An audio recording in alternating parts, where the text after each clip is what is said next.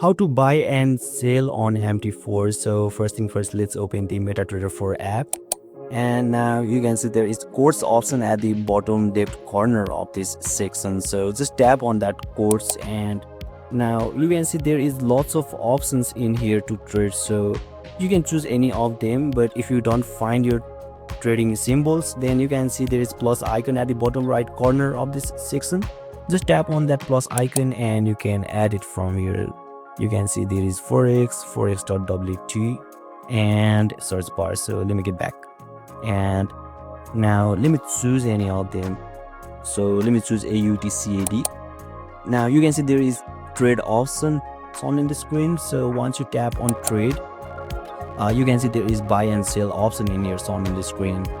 So you can simply choose any of them. So if you want to sell, you can tap on sell, and if you want to buy long, then simply tap on buy. So let me choose buy for now, and once you tap on it, you can see I have already placed my trade in here successfully. So basically this is how, and this is the process to buy and sell on MT4. And if you still encounter any issue during this process, feel free to leave a comment and I'll be happy to assist you. Thank you for watching, and I'll see you next time.